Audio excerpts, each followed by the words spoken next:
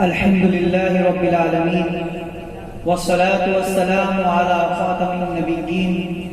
وعلى آله وصحبه أجمعين أما بعد فأعوذ بالله من الشيطان الرجيم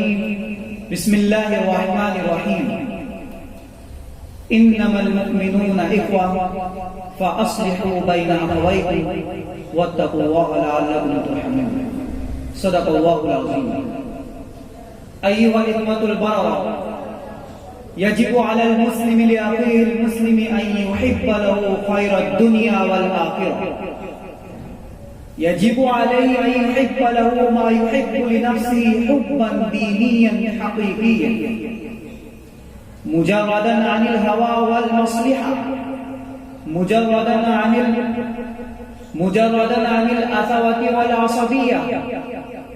إن محبة المسلم لأخيه المسلم من لوازم الموالاة كما هي باب من أبواب الخير في الآخرة أيها الحضور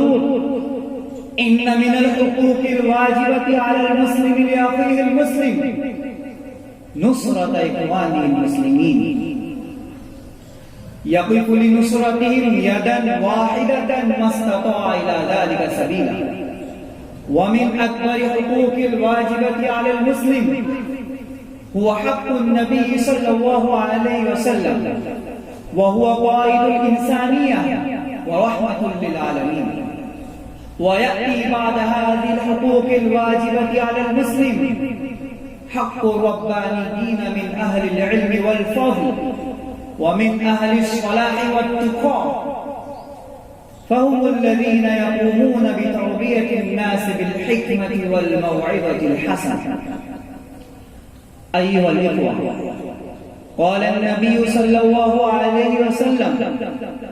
لا يؤمن أحدكم حتى يحب لأخيه ما يحب لنفسه. أنا أكتفي بهذه الكلمات والسلام عليكم ورحمة الله.